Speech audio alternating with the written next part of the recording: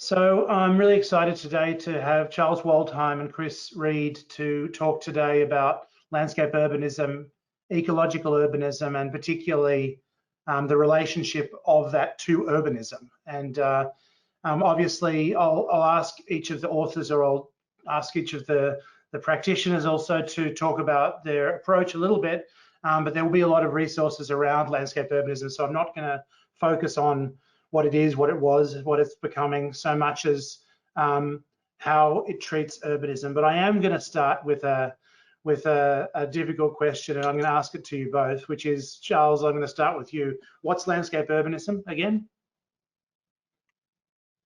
Well, luckily it speaks for itself, as you said. Now, this is a 2-decade-old discourse and body of practice that it really began as an adjectival modification of urbanism. If you were in the US in the 1990s, if you were working in the urban sphere, it was clear that landscape and discussions of landscape and ecology would become the center of those debates. And really, this was a kind of critique of urban design and planning and its relative lack of engagement with environment, at least to that point. And so what began as an insurrection, as a kind of external kind of, critique, first found its foothold in schools of architecture, University of Illinois, Chicago, Architectural Association in London, and a few other places across the Commonwealth, including in Australia, then metastasized into landscape architecture programs in the course of the 90s and the aughts. And so over the course of my experience, I went from being an architect who was an outsider to landscape, working on the city, critiquing urban design and its limitations, forcing it to deal with ecology in a certain way. And then landscape found that useful in its own recuperation or kind of renewal, to use that term. And at that point, Chris was playing a kind of, an inside the field game as a landscape architect, as were a number of other people on both sides of the Atlantic. Chris? Yeah, just to build off that, in many ways, this set of efforts and initiatives that Charles is describing was really looking to push what landscape had become beyond its edges and borders to recover a sort of broader impact on the city. And I say recover because in many ways the work that was being done late 19th century in the US by Olmsted and others, and there are many other examples we can cite around the world, really did deal with these bigger integrated systems, whether it was flood control, transport, all wrapped up in urban park systems of the late 19th century. Landscape had lost a lot of that interest and complexity and city building capacity, I'd say. I don't think it was till McHarg put design with nature on the table that it started to generate some momentum again. But that was, a planning effort in and of itself that focused a lot on suburban communities, not necessarily on the city or denser forms of urbanism. It took another 20, 30 years before this bigger set of initiatives across the globe and across academia in the US started to collide and really began to make something of itself. I can build on that just briefly. With the invention of planning in the 20th century, teens and 20s literally took away from landscape architecture its urban commitments. In the original 19th century discipline and profession, landscape was meant to be a field that dealt with the shape of the city in an integrated way. And so I think Chris is exactly right. It was more of a return to that original mandate. As planning emerged in the teens and 20s, it tended to literally take our urban commitments away from us, and it left landscape kind of bereft. We were left with the aesthetic, the plant material, a kind of transcendentalist intellectual tradition, and not a lot else, frankly. And so in that sense, it's exactly right. McHarg, Design with Nature, and his program really mobilized an agenda about taking the city back, but it was not enough. That was kind of necessary but insufficient. It also required design culture, because of course, the McHargian project was, the application of science, visualizing that through mapping, and that's fundamental. But there was a generation of students of McHargian ecology, people like Adrian Hughes and James Corner, who were literate about ecology, but then understood design culture as a métier through which to apply their work. I mean, I think that thank you for that introduction. I think that, as you say, that's just good for the orientation to this interview. I think that obviously I'll put stuff from projective ecologies and landscape as urbanism as readings for the students. What I'd like to kind of switch into is about urbanism. And one of the things it was interesting, obviously I'm educated in the same period, in a sense. I'm educated in the 90s at RMIT. And from with a strong architectural, it was an AA, basically an AA school, and with a kind of strong interest in urbanism. And I suppose one of the things I found really interesting about landscape urbanism and somewhat problematic is how it has its relationship to the urbanism, the kind of market and client side aspects of the way that cities are built. And obviously you can talk about, to some degree, about, when we talk about Olmsted and the agency that Olmsted had, we have to also talk about a kind of professional flux that was happening on the ground in the development of cities, and the fact that the 19th century was a sort of like, the greatest urbanism thing that basically ever happened. And so in a way, there was a flux there, that there was a readiness for what Olmsted was offering.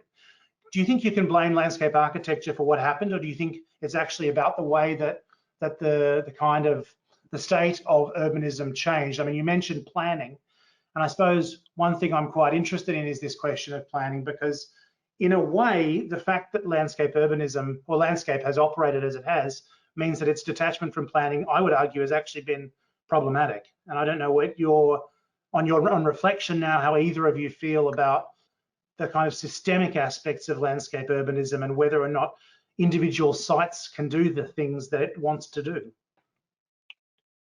So that's a lot of ground. It's interesting ground. I'll take a first pass. So it's true, at least in our culture in the US, the professionalization of planning in the 60s and 70s has meant, post 1968, planning broadly has been radicalized around questions of justice, and many schools of planning left to become schools of governance. And in a proper academic sense, planning in the US is really a social science, it's a political science, and it's distanced itself from the spatial arts. And that's left a school like ours, the GSD, in a bit of a quandary with respect to the relationship between these fields. I think by and large, through much of the 20th century, these fields shared a lot: urban design, urban planning, landscape architecture, a shared set of commitments. After that, the radicalization of planners, the radicalization of landscape architecture and environment left design kind of unmoored in a way. I think, Julian, the point you're making about the economic basis of urbanization today is, I think, key.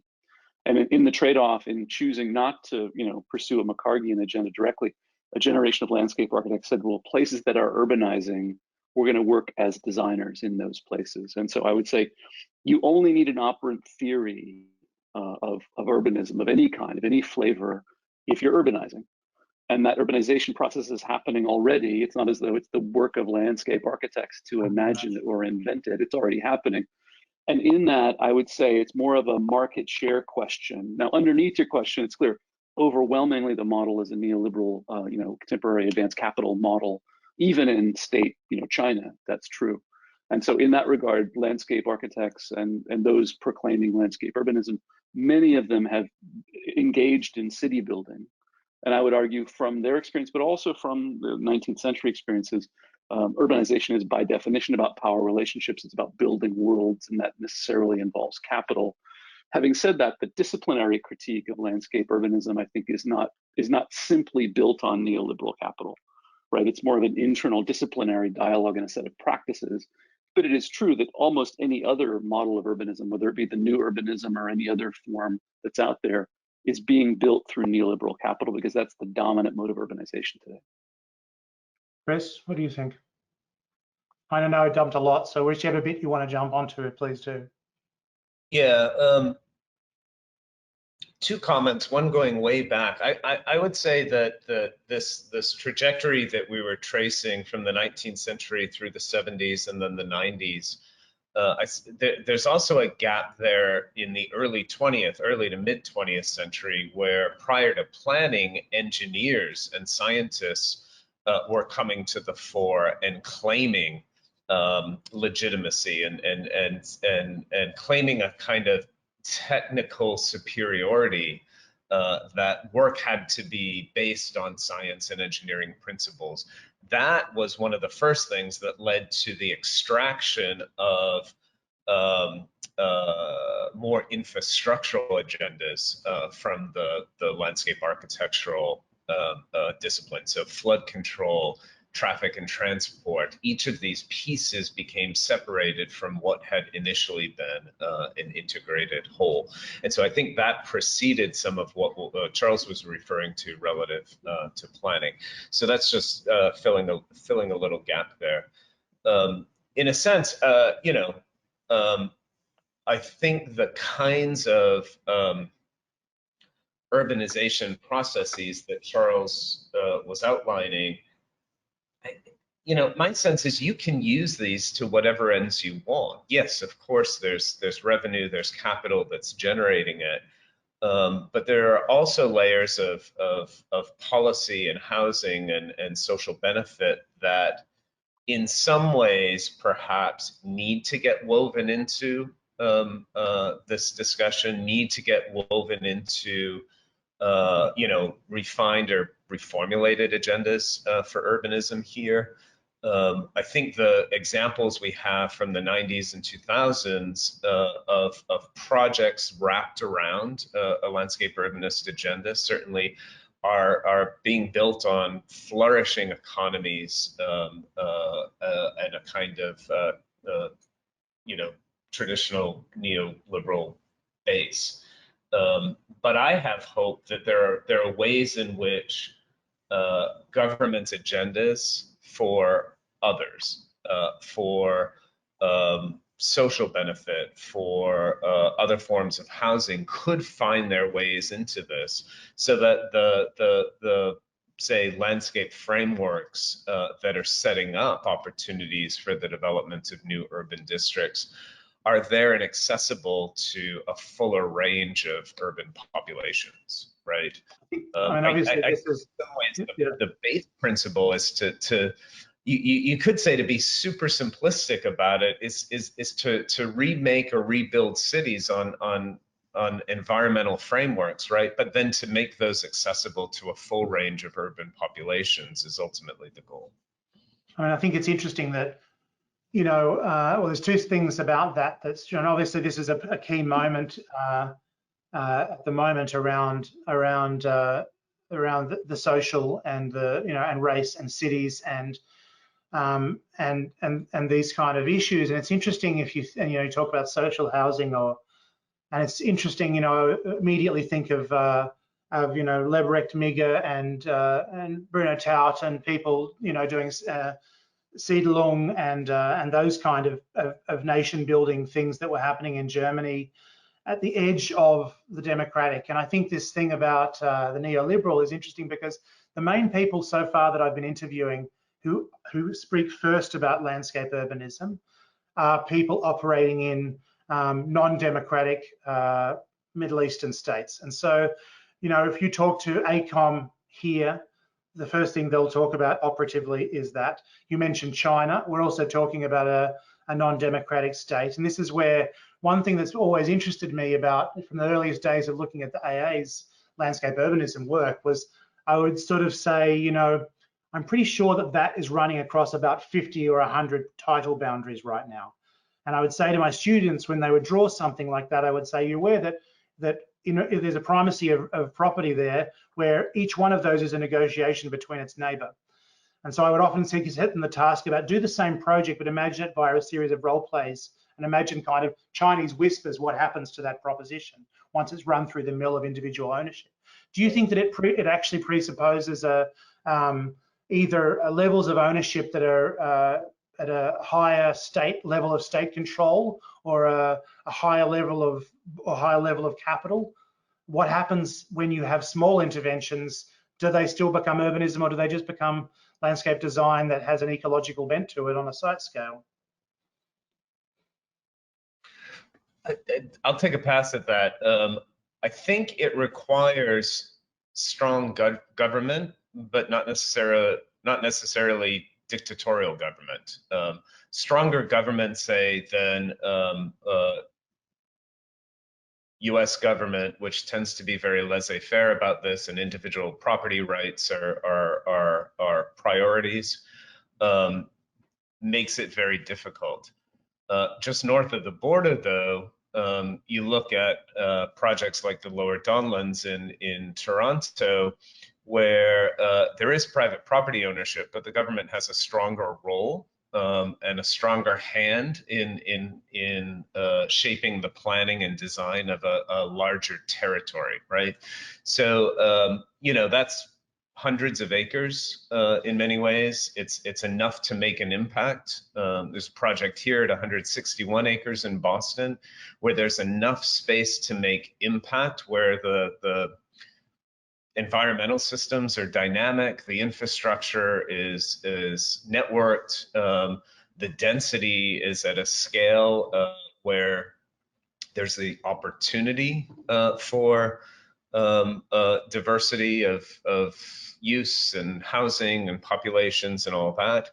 But I think it takes some strong government policy to ensure something that goes beyond individual small collective site scales. You know, it's funny lately, the climate emergency, I think, is giving governments, particularly in the States, a new mandate for cross-property planning, where they have a stronger hand in what's going on.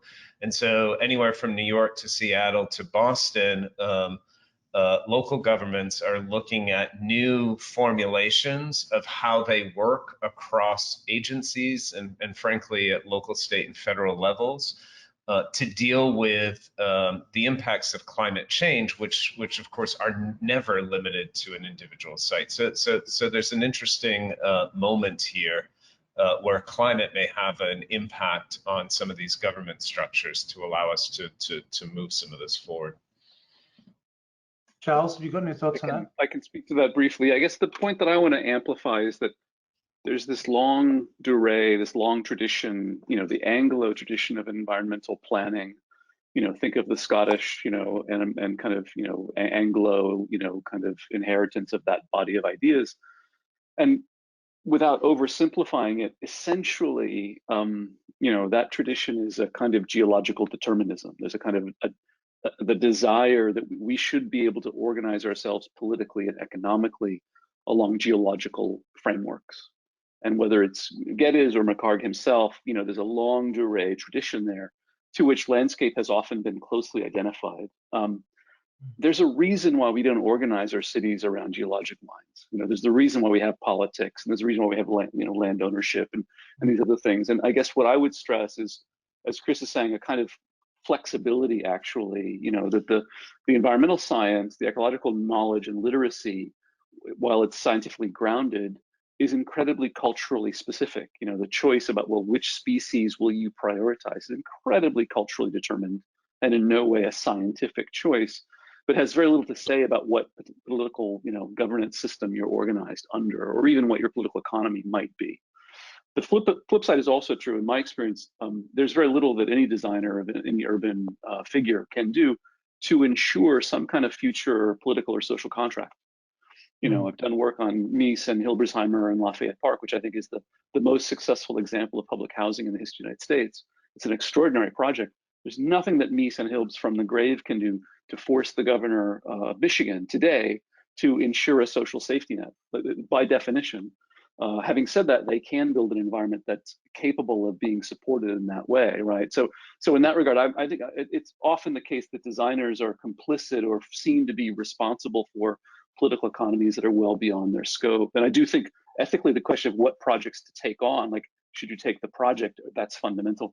Landscape urbanism really is representing a distinct break from that geological tradition because it's organized around the unit of the brownfield as much as anything else.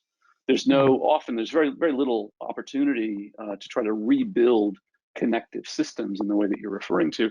Not that that wouldn't be desirable, but precisely for the reasons that you mentioned in terms of our federated political system, a lack of local controls, individual land ownership. And that's why landscape urbanists, the Adrian Hoses and the Jim Corners and the Chris Reeds, by and large, have not been working to go upscale to re-engineer entire hydrological systems, however desirable that might be.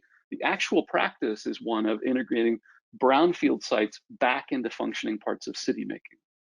And this comes back to this question, which I think is interesting. I'll go back quickly to one point that you made about what they can do.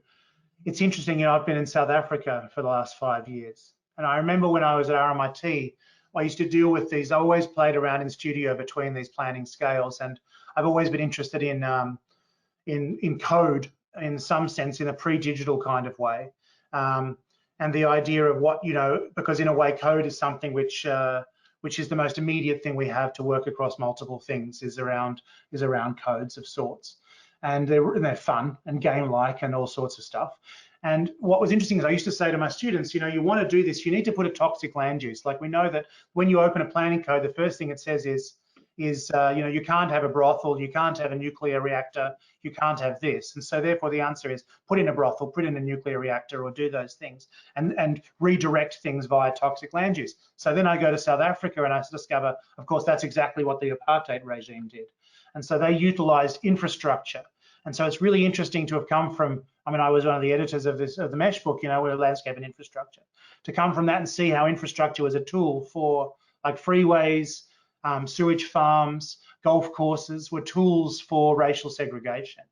And so in a way, you sort of almost this thing about it's almost the way that you might organize other things that might achieve the aims rather than the things or sites themselves. And this goes back to this question I keep going to around planning. Don't you think in actual fact that re-engineering the discourse of planning might actually do the things that you want to do?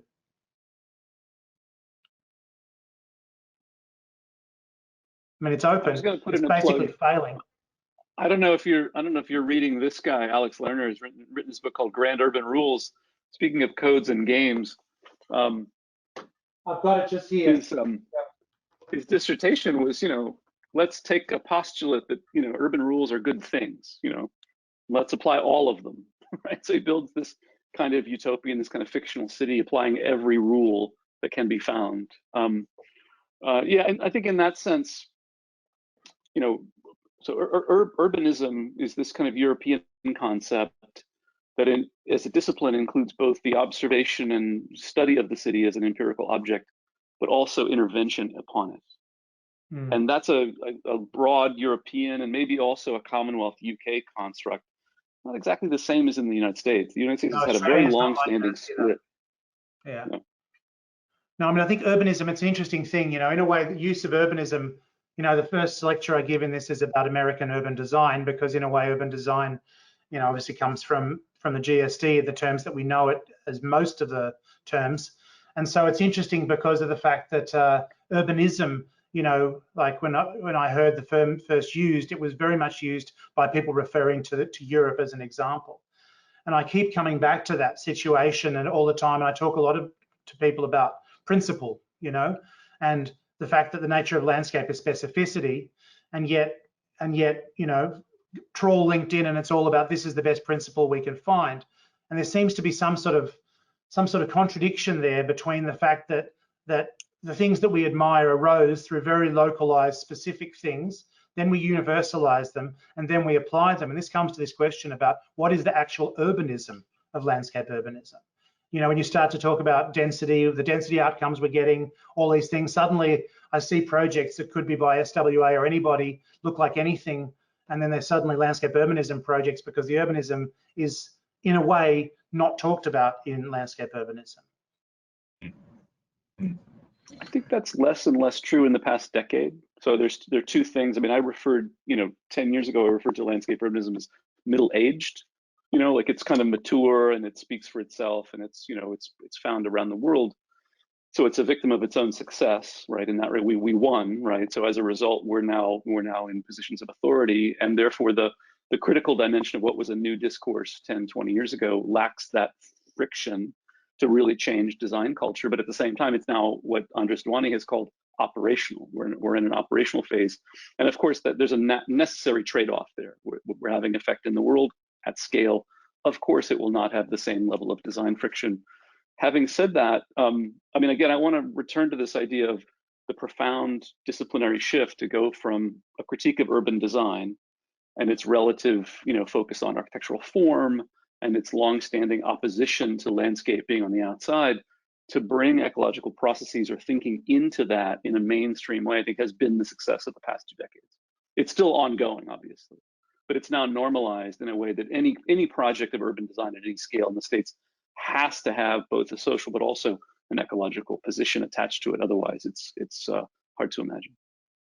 Sure. Chris, I mean, you're practicing in that area as well.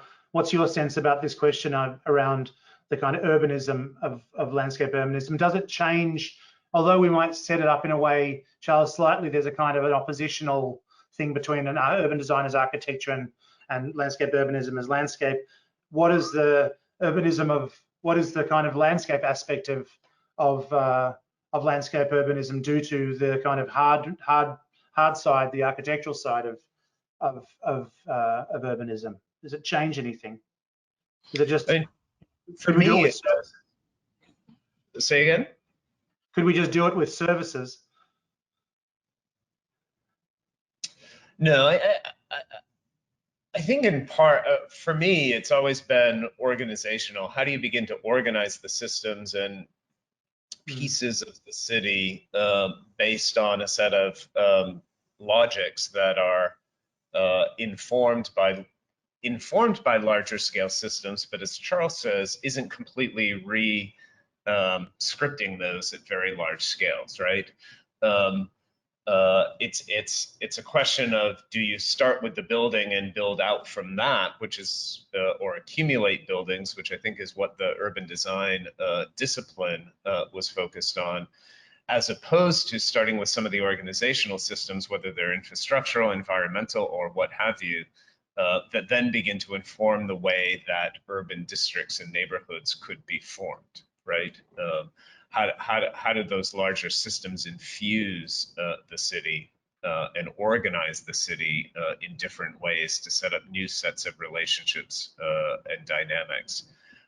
Sometimes that's re-scripting and rewriting. So you talked about the ways in which open space, freeways, other things have been used to separate, to segregate, to oppress minority populations, and that has certainly happened across the US in many ways.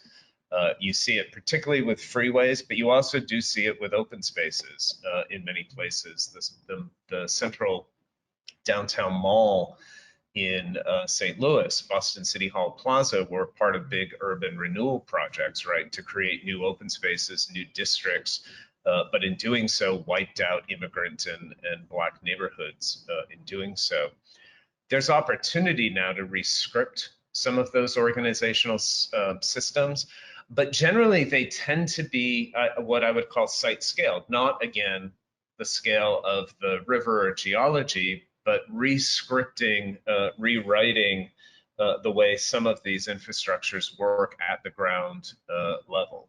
And so there's a different form of urbanization going on in those kinds of projects that might accumulate in a way across the city to produce a set of effects. I mean, that's interesting. I mean, it's not landscape urbanism necessarily, and I don't like the particular sort of a lot of the projects that are put together under the tactical urbanism kind of moniker, but I was impressed. I'm sure you guys saw the work in London by Muff Architecture and Joe Gibbons around in the space leading up to the Olympics. And what was really interesting there is that they kind of misused there was a kind of amount of money given for interventions that would improve the view from the railway to go to the Olympics. And so what they did is they kind of worked in the viewshed and made a series of insertions all the way through the viewshed along the railway. And in the process, all of them had certain criteria about what they wanted to do in relationship to the community, et cetera, et cetera. And they were able to achieve quite a lot through a lot of small interventions in that space. And I think about some of the kind of the sort of like the kind of tricky kind of some of the Gowanus sort of tricky insertion work at the site level, and the kind of way that policy around sustainable urban drainage or water sensitive urban design, whatever it's called in the US, those things are the aggregation, those aggregate, right? And so in a way, this is where the kind of grandioseness of the urban in capitalism is probably actually about the propagation of the micro in some way, right? To achieve that ambition. In some ways, yeah, I think it's interesting when you mentioned the Gowanus Canal. There is this focus on the retooling of infrastructure, the retooling of brownfield sites, as Charles was mentioning, as one way to provide new forms of access, to provide new opportunities for the way the environment may function or perform, and how that impacts the daily lives of people.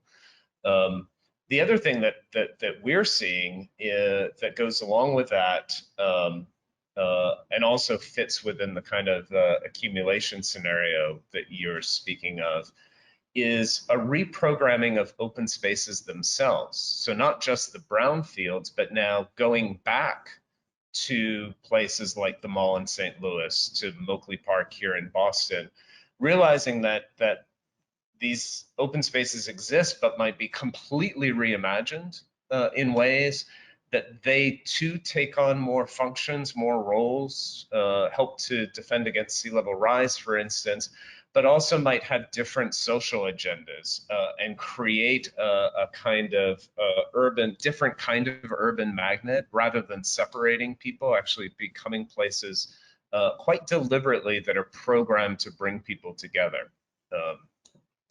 And so, I think the tactical urbanism piece, in a temporary way, is just a precursor to the more permanent ways that some of these open spaces across the city can be reimagined and reprogrammed to allow for new forms of civic life.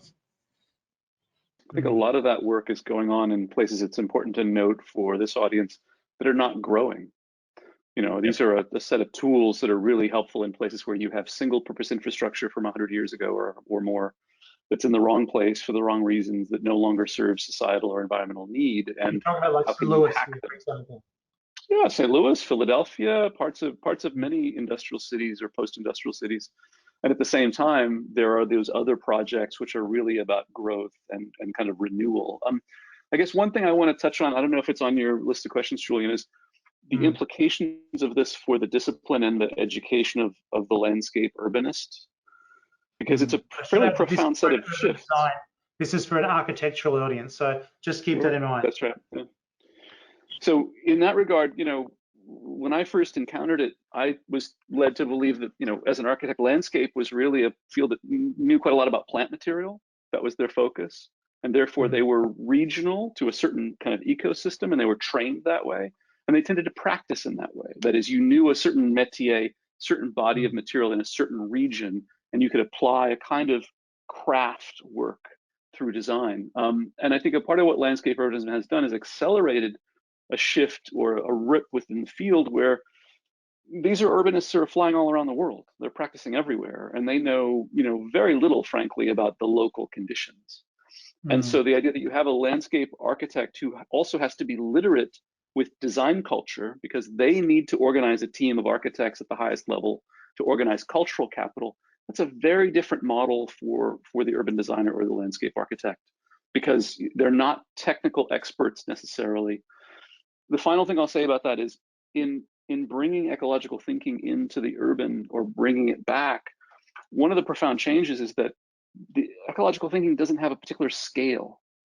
It doesn't suggest that, in fact, ecology operates across all scales, and it has this effect, I think, of very productively often decentering a kind of humanist assumption about the world to bring in other topics. And so there's also a kind of, I think, an epistemological, change or shift that you can see when you have people thinking more about open-endedness and people more and more comfortable with flexibility over time, and not just thinking about, ecological systems, but also thinking about urban systems and social systems as well. And I think those points are really true. And I think you know, it's a whole other thing to talk about, this sort of phenomena of the kind of flying urbanist. And I think that I mean, in some senses, when James is getting in Pete to do all his planting and getting in a whole range of people, we move back to this sort of idea of the landscape architect as a kind of connoisseur, as a kind of a curator, and a kind of jack of all trades, master of none. And I think that has been, I mean, this is me with my plant hat on, has been somewhat problematic for landscape architecture, because of the fact that in actual fact, it's very hard for the students to really know why they do it. And, we're facing the fact internationally where numbers of landscape architecture, applicant numbers are dropping everywhere pretty much. And not just about international students, but generally. And so I think part of that is a kind of more of a threat.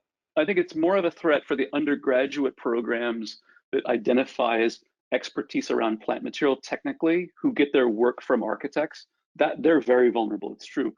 But on the other hand, the idea that landscape architects are basically taking market share away from urban designers and architects to organize larger teams, that's a part of the trade-off, no question.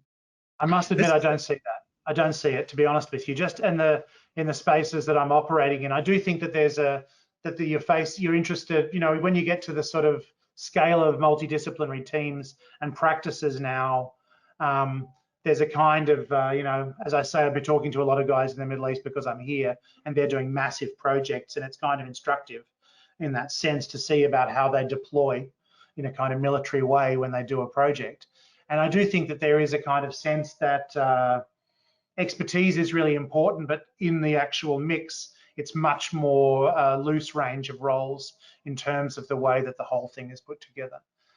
I would just interject for a moment and say that in being in touch with a number of schools across the states, the trends that Charles was identifying, I think, are actually holding true in many ways. I think large programs, Harvard, Penn, Virginia, Toronto are seeing huge demand actually and growth over the last 10 years or so. A lot of that actually is coming from folks in the planning, urbanism, and architecture fields. The fact that Charles was an architect first, I came to landscape not through horticulture and plants again, but through studying the city. Studying urban history and urban studies undergrad. And so I think there is a realization, and this speaks directly to your audience of architects, the ability for architects to move beyond the expertise of the single building to the larger scale district and urbanism in general is there, right? And I think that this is holding true across many programs in many places across the states, at least. Can we move quickly into the digital? And obviously, one of the things that's interesting at the moment, again, this is a very pervasive thing. The parametric over here again is like, it's like found its ideal fit with Islamic architecture. It's like they were made for each other, and so it's really big here. But also more generally, do you think that, I've been interested in this progression, and I argued in my doctorate around how the kind of transition from the 90s, 80s, AA, obviously the kind of the story everyone goes through, which you went through very well, Charles, around La Villette, etc., was an emphasis on a kind of like technique as analog acts of collage, etc. And in a way, the digital, for me, lost some of the it sort of rule drove and automated some of those processes that were actually much more creative. And in a way, it's paralleled with the development of landscape urbanism, obviously. How do you think that the digital has changed landscape urbanism, or in a way outlived it in a sense? It's kind of built it as the system and kind of, yeah, I don't know. I'm just speaking out loud. I don't know what your thoughts are on that. I mean, I'd react to that first. I think the kind of, say, limitations of parametric or relational design, the digital that you're referring to, I would argue might be a product of those digital technologies being in their, say, adolescent state, right? Where there was a lot of experimentation still going on, a lot of exploration to see what it could produce. And you're probably right that it led to things that seemed so overly systematized that it lacked a sensibility about what parts become improvised. I think, though, that as firms, as people have become comfortable with those technologies, there's also a comfort level with not only how far you might push some of that, but where you might restrain yourself and layer in something else that becomes the exception, that becomes the kind of fly in the ointment that produces some other effect. And artifact. What's that? And like an artifact of the process in some way. Like an artifact, but it's an intentional disruption to that process, and it produces things that then become exceptions that then have their own character to them. And so I see that in just in the work in the world right now. I see that a honing of those techniques to apply them where they're most useful, and then an ability to be agile enough with them to allow for other informants and other agendas to make their way in. Charles, what's your thought? That sounds right. I would say, I guess one thing I would stress is the relative ambivalence is too strong. Heterogeneity of digital and non-digital practices across the discourse. I just think, like, as you said, this is something that began with program and event for people in Bedford Square and Paris, like thinking, at a moment in time in the 1980s where event and program came to stand in for urban life in lieu of a certain kind of postmodern style. And that was collagic photocopies, rubber cement. And then the DRL and the adoption of the DRL work into what's now become the AA, unit in landscape urbanism. On the one hand, if you go back to that moment when, Mosen begins the AA landscape urbanism unit, I'm in Chicago, Jim's in Philadelphia. We're all running totally different platforms, some digital, some not. And it was maybe more heterogeneous than things are today. But again, I think that's more a product of our middle-agedness. It's true in practice. Yeah, maybe. I mean, I find that the networks of practice have been historically very well connected anyway. Like it's not as though before the internet we weren't keeping up with how people were drawing. Maybe, I guess the question in my mind would be, why has our field been so late to adopt these tools? 10, 11 years ago, Chris and I both, joined the faculty at GSD, and in the core of our MLA program, we were running the clay model. And nothing against clay models, but it's like when the entirety of our field professionally, the people hiring our graduates are completely digital in practice. So I'm nervous about putting it all on the parametric. Of course, there's a lot to be said there. But at a baseline, 11 years ago, when Chris and I arrived on this faculty, we're running, tools and techniques in our core that are simply not compatible with baseline practice, just baseline professional practice, which had already been digitized years before. And so in that regard, I think the digital, that covers a lot. It covers these new formats that we're in today. It covers off asynchronous digital communication, the internet, as you say, a currency of images. In that regard, I think there's a lot of work that still has to be done.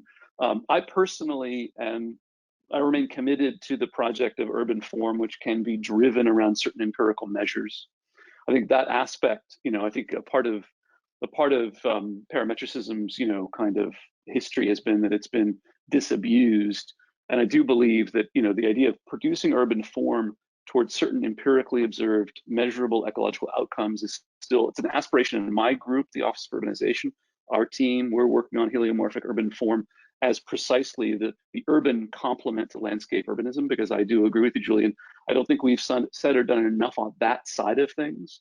And too often landscape urbanism projects have left to the economy, such as it is, filling in the urbanism after the fact. And I think that's a vulnerability of the project. And so what we're running right now are a kind of relational modeling, but in which the question is really, what are the measures? Like, what are the performance measures that are interesting?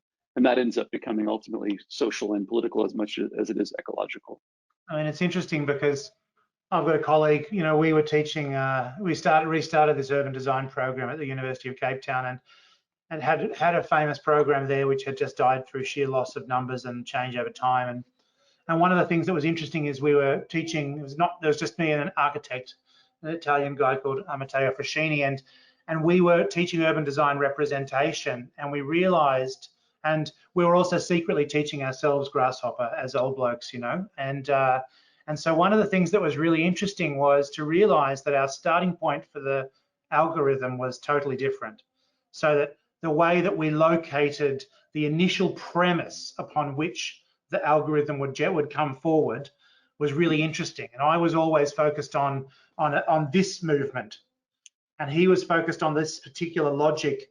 And so we started to have this interesting dialogue about let's push outwards and let's push inwards, or let's distribute, or let's work in particular ways. And it was a fascinating thing. And I think there's actually more theory, more relationship to the history and theory of urbanism and landscape potentially in how we approach teaching that material. I think in actual fact it's highly theoretical, but it's treated as highly technocratic. And I think the danger of the empirical is that we've kind of approached this idea of, you know, for a long time I went to crits of, you know, Rose and Craig's crits at RMIT, and I'd be like, all we're talking about is how you generated this. Like, we need to talk about what it is. And I think this idea of the data made me do it is a kind of like a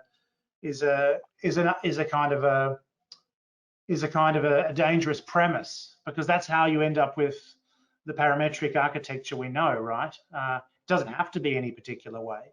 We can be in a kind of way setting up a kind of a limit inside which a whole range of things can happen. Otherwise, you're ending up in modernism, aren't you? You're ending up in an idea of that the biophilic is potentially a kind of modernism of the ecological, or of the, you know, kind of form follows function kind of idea potentially.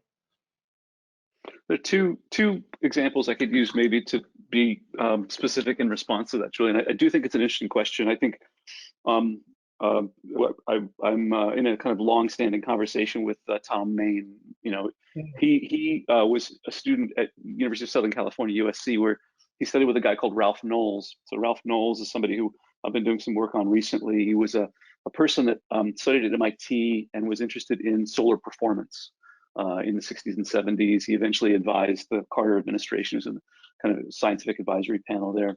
And so Knowles's Natural Forces Laboratory, where Tom Main studied, would take a particular issue and load it up with whether it's data or empirical observation or testing in a pre-digital way most often.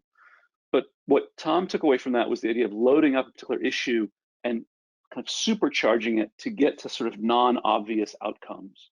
So in that case, I don't think Tom was so concerned about the data as driving, but the data becomes a kind of engine to arrive at something which is a non-obvious formal outcome. And that has enormous cultural value, not to mention what the meaning of those forms are with respect to the data that went into it. And if you look at that as a model, I think I've had similar conversations with Jeannie Gang recently. You know, Ralph Knowles was the first person she interviewed when she left OMA to start her own practice, Studio Gang in Chicago.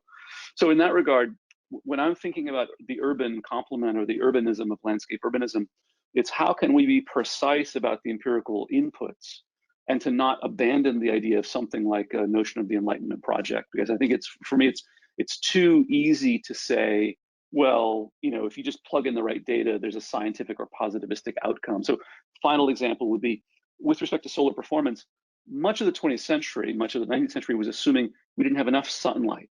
And therefore all the codes, all the projects were driven around having more sunlight.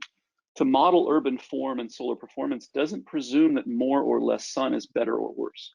You know, there was a studio that David Gisson ran at Yale this past fall, where I saw the final review, where Vienna is deeply concerned about the impact of urban, heat island and solar performance on their elderly population. We did a project in Miami recently where, again, we're looking at the economy of solar performance.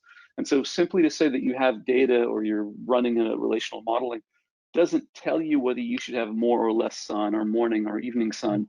Yeah. These are things that are ultimately social and cultural. Oh, nice. How about you? I mean, are you working a lot with data?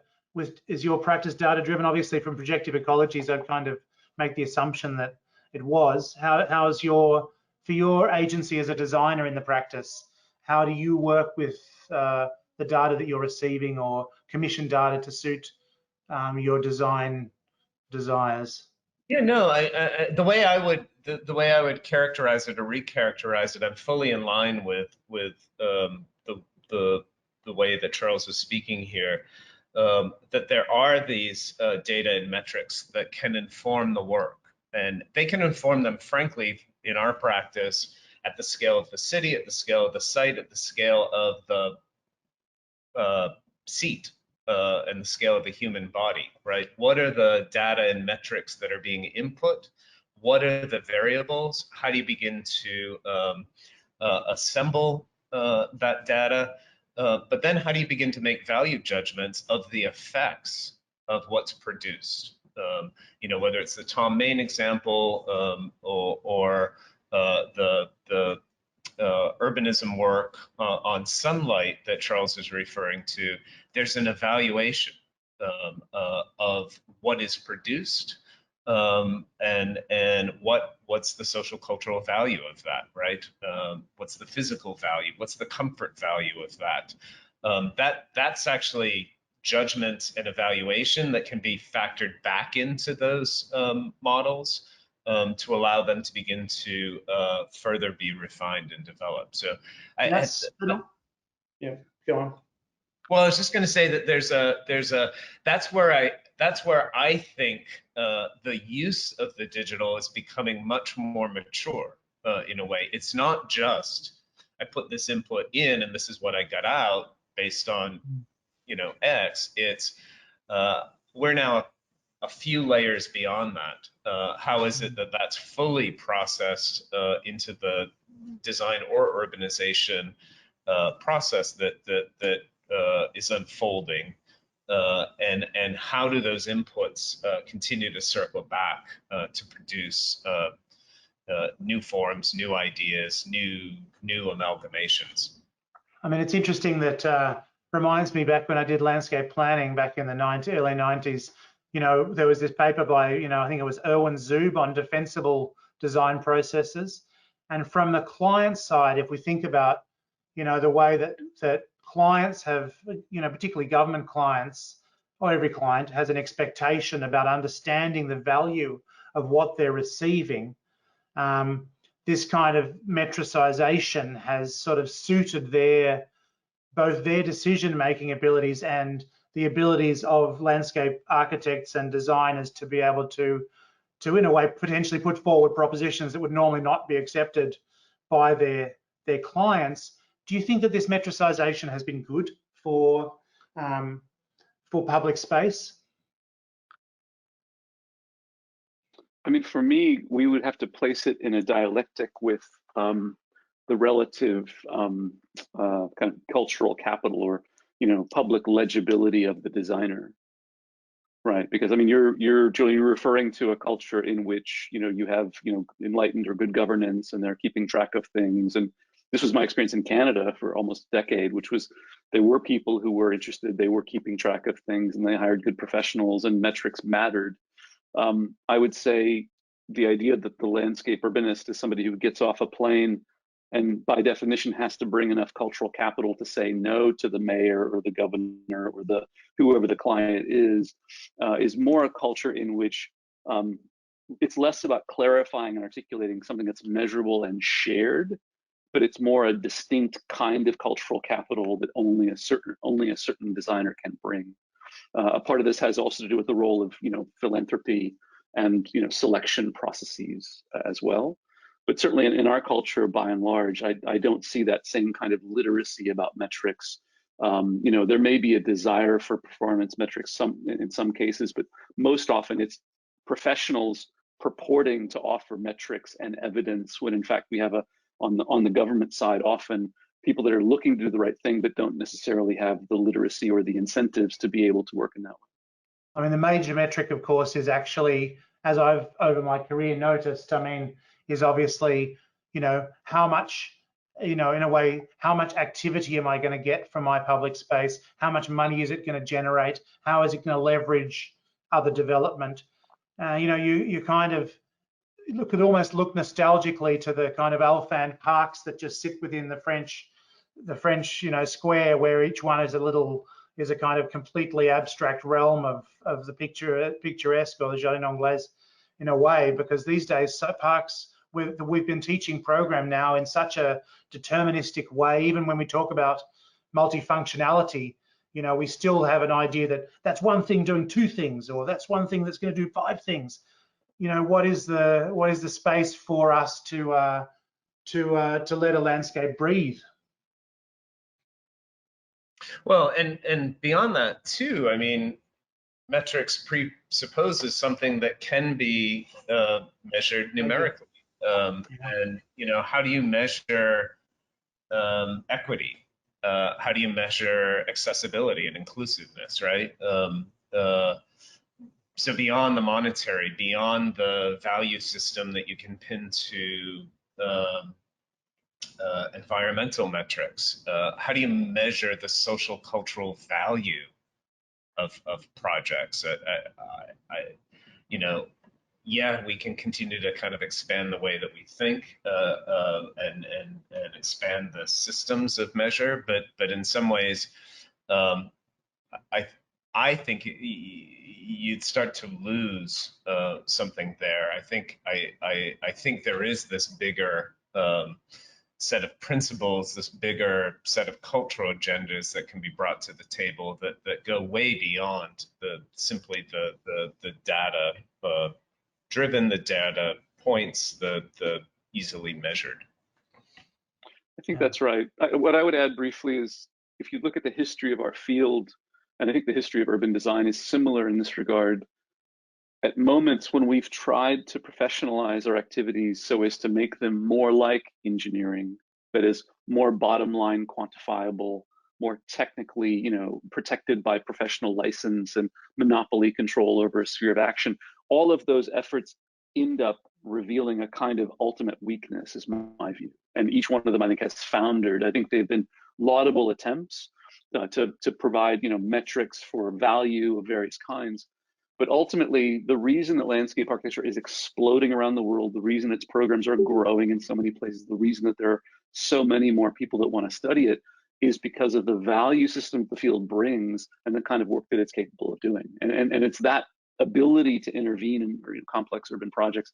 It's that value, much more so than persuading a government official or persuading a public opinion around some other kind of metric, that I find. And I think for, in certain cultures that seems far too subjective, or it can be seen as, well, it's just elitist, that's just design culture. But in the end, in the absence of that design culture, when our fields have tried to be more like a profession, they've often failed because we don't really protect our activities with monopoly controls. We don't really have a licensure program in a way that other proper professions do. And therefore, my recommendation would be that we focus more on the value that's added in socio-cultural conditions, broadly speaking, and that can be characterized in a whole wide array of different ways. Maybe, since I know we're coming towards the end, maybe I might ask you both, and I'll start with you, Chris. This transition, obviously at the end of your book, Charles, you consciously transition into ecological urbanism, and obviously there's sort of that sort of transition out of the kind of landscape urbanism, or whether we're up to a sort of a landscape urbanism 2.0, or whether we're moving out of it. What's your sense about the innovation in this approach now for you, Chris, as a practitioner? Well, I mean, in a lot of ways, and I think a lot of the conversation has shown this, that some of the ideas around landscape urbanism emerging from the academy in the 1990s that were seeking to push the limits of the landscape architectural discipline have in some ways been integrated and centralized within a lot more of the work that's happening today, which leaves the question of what next. I think that the climate crisis has put, in some ways, a renewed pressure, if you will, or a renewed stimulation on the work that we're doing. I think that it becomes an imperative and a driver, but one that again needs to be supplemented and informed with a cultural agenda. And I've got to say, needs to be married to a much stronger social agenda right now. I think what we've seen in the last couple months with COVID and some of the protests against police brutality against Blacks in the US is a unique convergence of social, economic, environmental conditions in the city that are forcing a new way of thinking. I think there's productive ground there for designers. I think there's productive ground for people who are working not only in the realm of the city, but in the realm of the cultural imagination to really begin to invent, I would say, next forms of urbanism practices and urbanism agendas. What that is, I think, is in formation, but it's got to not exclude the social, the racial, the cultural, the people that are at the heart of the city. Totally. Charles? It's well put, and yeah, it's absolutely true.